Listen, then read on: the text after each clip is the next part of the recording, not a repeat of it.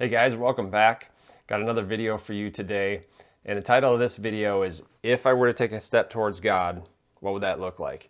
The reason for the video is the simple fact that I think if any of you are on an honest, sincere quest to figure out this whole God thing and understand this, which I hope you are, because I've said in other videos, I say it all the time, we have a lot of things in life that are important. There's nothing more important than this. But I think if you are on an honest quest, there's going to be steps along the way. All right.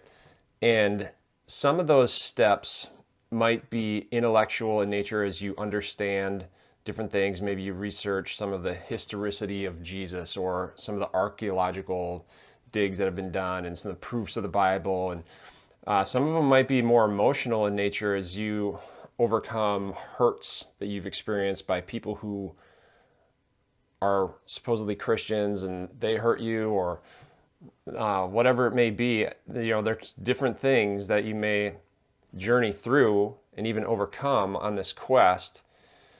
But at some point, no matter what, there's going to be something that's required of you, and that's called faith.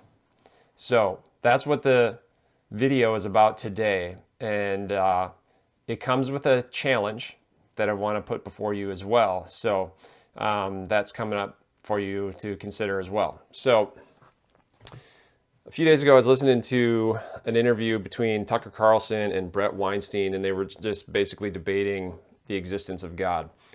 And it got me thinking about this, because Brett Weinstein is obviously a super smart guy, and I really like the guy. Very intelligent. Every one of his answers just came from the paradigm of an evolutionary biologist. And Tucker would throw out something like, well, what about the supernatural? And it would say, ultimately, well, that can just be explained by biological, phenomena. What about intuition? What about when I'm, communicating, I seem to know my wife's thoughts without talking. And he just explained everything from a purely biological mindset. Now, from my perspective, he didn't really explain it. He just had an answer, but it didn't offer much of an explanation. And I just got to thinking, in our Western culture, we have elevated certain things. Certain things are super important and highly valued. And some of those things are intellectual capability. Some of those things are physical capability, sports, athletics, other things like, beauty, highly elevated, right? Are we missing something? Is it possible that we're missing something crucially important? So I'm going to give you a hypothetical scenario to try and illustrate a point. Picture 4 different achievements. Achievement A, Achievement B, Achievement C, Achievement D.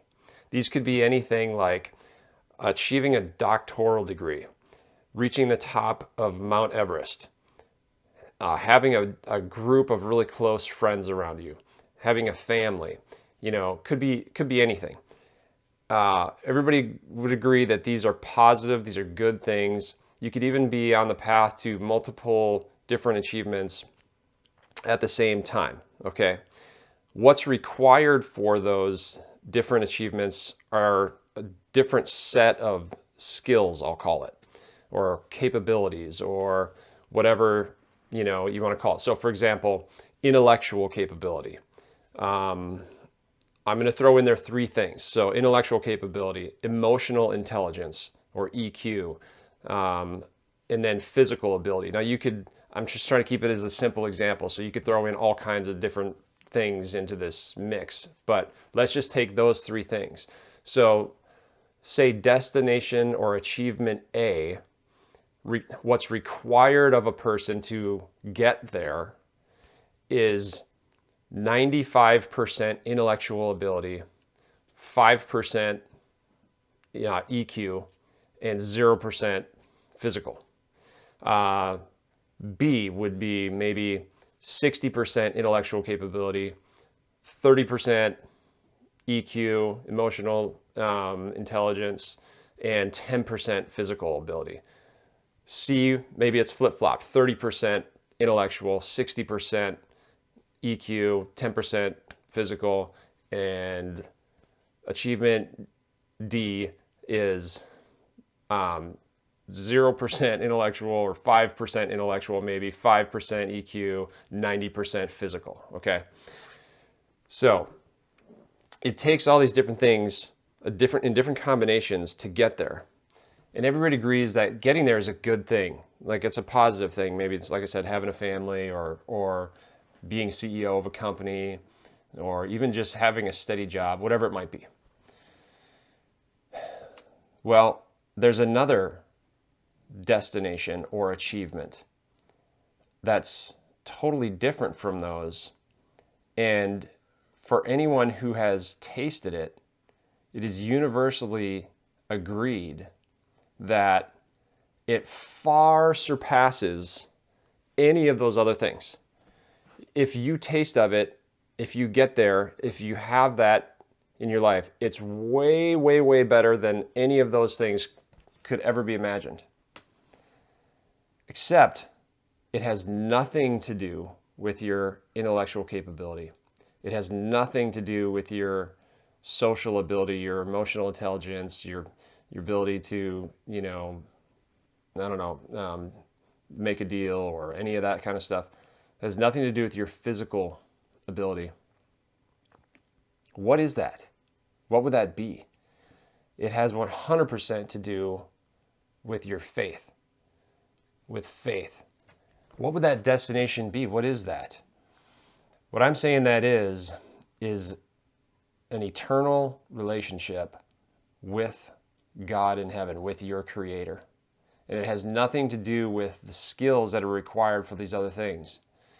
So if a person has high intellectual capability and they've achieved doctoral degrees and they've achieved, books and scientific research and publications and all these different things, and they have no faith and are not able, as a result, to reach this other place, achievement E, the fifth one, eternal life, are they really that well off? If someone has physical capabilities out the wazoo and they're, professional athlete and making millions upon millions of dollars, and they have no faith, no connection to God, and they come to the end of this life and have no relationship with God, are they really better off than a person who has simple faith? That's the question I want to put before you today, because we work hard, especially in Western culture, at these various achievements. And often we neglect the very most important thing that has the most lasting effect for our life. Remember, life is not just this little short life on earth. Life everlasting goes on forever. And we want to make sure that we end up in the right place in the afterlife, okay? So that relationship with God is crucial, but that requires faith. So that's what I want to talk about a little bit today. So I want to put a challenge before you today, and that is to take a step that maybe you haven't thought of before. If you're on this quest to really figure out the God thing and really understand it, I want to challenge you to say to God, you can pause the video at any point or when this video gets to the end or whenever you want to do it. But say to God, if you're real, show me who you are. And I'm talking about an honest, sincere, basically a prayer. God, if you're real, then show me who you are. Like, go direct to the source. Why not? That's my challenge to you. You can read books all about God all you want. You can go research, and that's not a bad thing. You can research, like I said, all the different things, historicity of Jesus, historical accounts, all the different ways of trying to come at this, I'm saying, why don't you go direct? Why not? Give it a shot. Now, I don't think if you do that, I mean, I don't know, whatever God wants to do.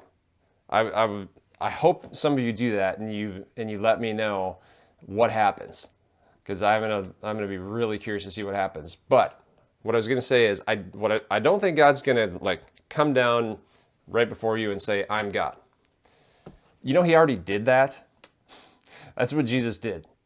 He literally came down to earth and said, I'm God. And he put the nature and the heart of God on display. All over the place. Just put it on display. Literally like a paralyzed guy. Jesus walked up, boom, heals him. The guy's jumping up and down. Blind guy. Jesus walks up to him, restores his sight. Boom, he's staring at everybody and freaking them out. Demon-possessed guy. Jesus walks up, boom, sets him free of all that stuff. He stops terrorizing people and he's like selling Girl Scout cookies. The religious leaders. Jesus is literally, not literally, but he's chucking grenades into their self-serving religious system. He's confronting them to their face whenever necessary, telling them they're hypocrites, whatever he needed to say to them, to such an extent that they killed him, had him crucified on a Roman cross. The devil at that point thinks he's won this cosmic battle and killed God. Well, what happens next? Jesus literally walks into hell, takes the devil by the lapels and says, I came to get what's mine. Boom. He plunders hell of its inhabitants, rises from the dead, gives his disciples a few instructions, then returns to heaven and sits down at the right hand of the Father. That's what God is like. That's what he did. You just don't believe it yet.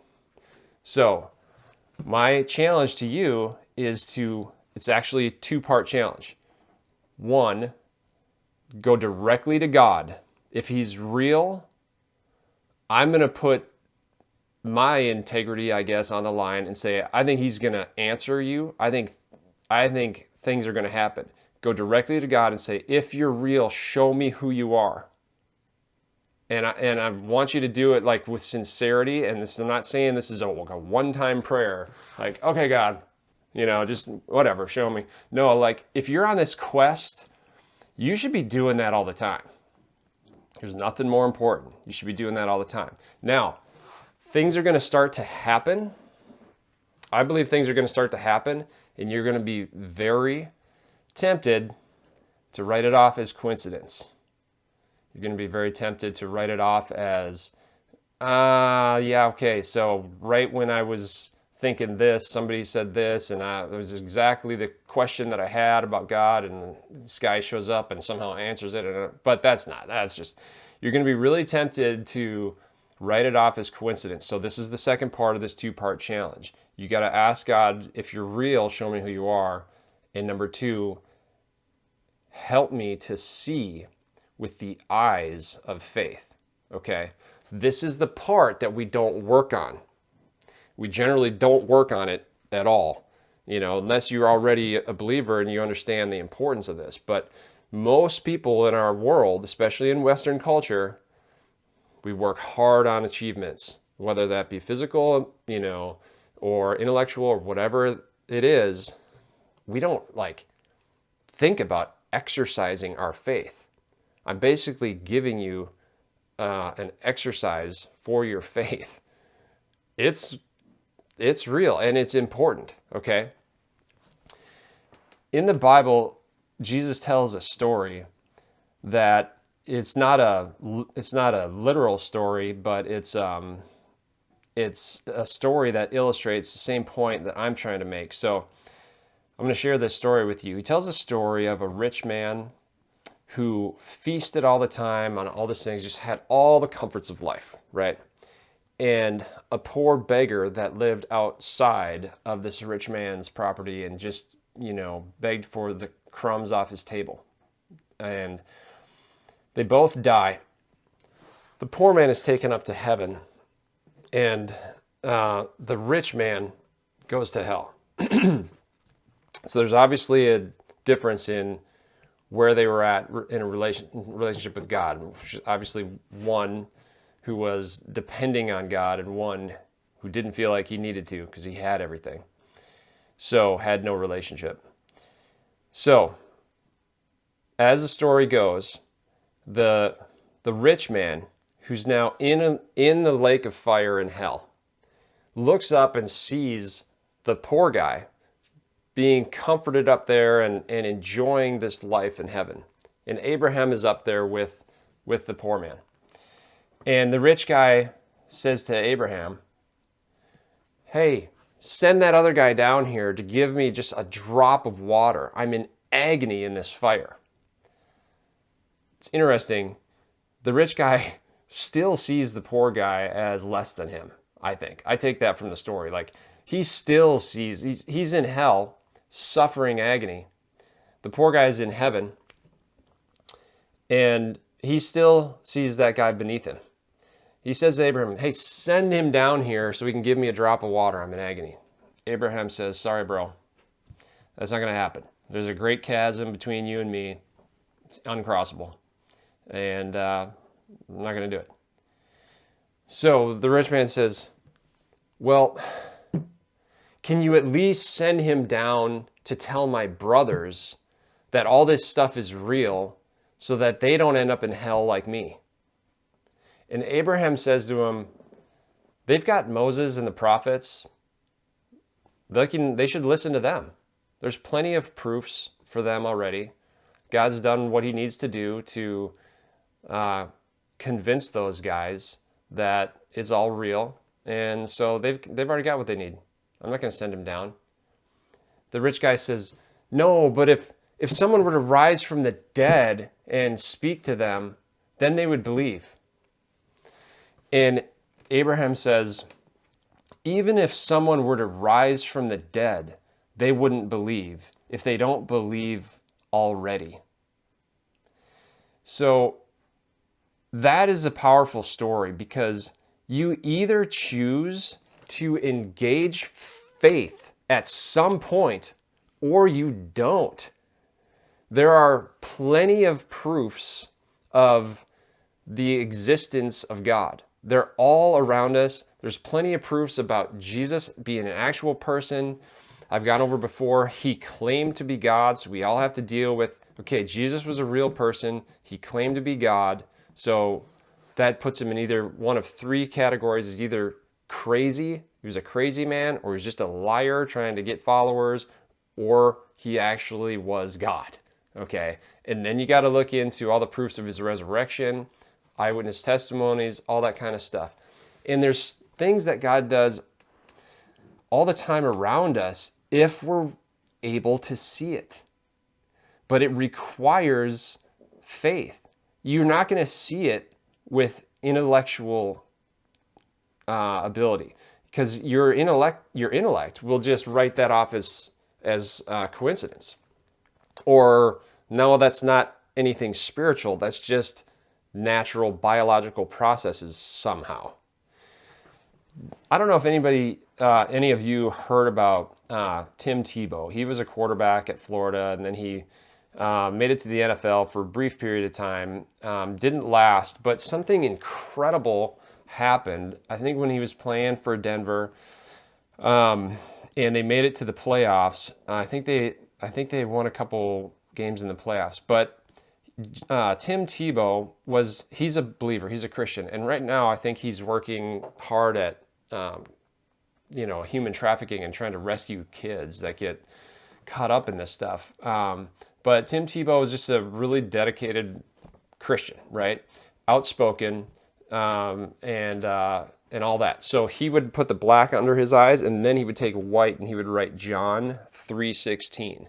John 3:16 is a verse from the Bible. It says, "For God so loved the world that he gave his only begotten Son, that whosoever should believe in him would have eternal life."